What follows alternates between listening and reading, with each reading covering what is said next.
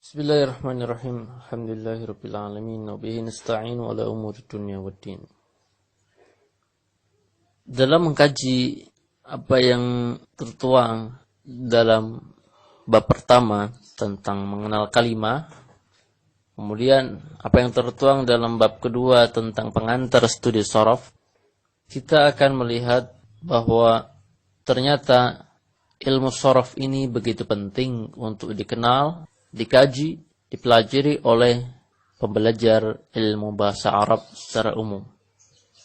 Karena memang ilmu shorof inilah yang mengkaji tentang perubahan kalimah dari satu bentuk dasar kepada bentuk jadian yang lainnya. Bentuk jadian ini diambil dari kata dasar dan tentunya memiliki tujuan, yaitu untuk menghasilkan arti serta makna yang diinginkan. Kita masih teringat tentang macam-macam syighah. Itulah sejatinya nantinya yang merupakan inti pelajaran ilmu shorof, yaitu mengkaji tentang satu kalimah dasar yang berubah bentuk kepada kalimah bentukan atau kalimah jadian lain, yang pada setiap bentuknya atau setiap kalimahnya dengan bentuk-bentuknya yang beragam daripada kalimah-kalimah jadian atau kalimah bentukan itu memiliki arti yang berbeda satu sama lain sesuai sighahnya. Maka kita bisa melihat contoh kalimat hadza miftahun. Kemudian fataha Zaidun al-baba fanfataha. Kemudian kalimat atau jumlah iftahin nafidah. Lihat bagaimana kata miftahun, kemudian kata infataha, kemudian kata iftah. Ternyata seluruhnya merupakan kata jadian yang berasal dari satu kata dasar yang sama, yaitu kata fataha. Mereka semua memiliki makna yang saling berhubungan, namun lantaran sighahnya sudah berubah dari satu bentuk ke bentuk yang lain, fungsinya pun berbeda. Kalau kata fataha yang berarti membuka, namun untuk digunakan sebagai kata kerja lampau karena memang sighahnya adalah fi'il madhi, maka untuk mengalihkan fungsi kata membuka kepada makna-makna yang beragam, fungsi-fungsi yang beragam, harus dengan sighah yang beragam pula. Sehingga dibentuklah kata miftahun.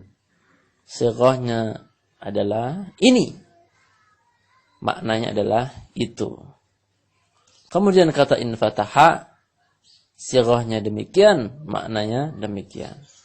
Kemudian kata iftah, sighahnya ini, kemudian maknanya ini. Inilah ilmu sarf. Ya. Kemudian akhwat dan akhwati fiddin, ada beberapa pertanyaan yang sayangnya pertanyaan-pertanyaan ini membangkitkan semangat kita untuk mengkaji ilmu sarf. Dari contoh-contoh jumlah tadi yang sudah kita sebutkan, khususnya kata-kata yang dicetak tebal, miftahun, infataha, iftah. Pertanyaan pertama, apakah mereka berharakat? Jawabannya iya. Pertanyaan kedua, apakah mereka memiliki wazan atau pola timbangan tertentu? Jawabannya iya. Pertanyaan ketiga, apakah antara mereka terhadap wazan masing-masing dari kalimat-kalimat tersebut sama dalam susunan huruf serta harakatnya? Jawabannya iya. Pertanyaan keempat, apakah mereka memiliki sighah tertentu sehingga maknanya sesuai dengan apa yang diinginkan dalam penggunaan? Jawabannya iya. Pertanyaan berikutnya, apakah mereka memiliki kata dasar pembentukan? Jawabannya iya. Lalu, dengan apa kita bisa melakukan dan menerapkan apa yang diinginkan dari pertanyaan-pertanyaan tadi? Terutama dalam hal apa? Memberikan harakat secara utuh untuk setiap kalimah. Ya, karena memang dalam ilmu shorof kita dituntut untuk bisa memberikan harakat secara penuh untuk masing-masing kalimat. Walaupun kita belum tahu harakat akhir, minimal kita bisa mengharakati seluruh kalimat itu secara utuh. Itu tujuan ilmu saraf. Kalau ilmu nahwu fokus kepada, ya, walaupun ilmu saraf juga cabang ilmu nahwu, tetapi saraf lebih fokus kepada mengharakati seluruh kalimat, masing-masing kalimat bahasa Arab secara utuh. Adapun ilmu nahwu adalah mengharakati harakat akhirnya saja. Apakah fathah, ataukah dhammah, ataukah kasrah, atau sukun. Kalau saraf tidak.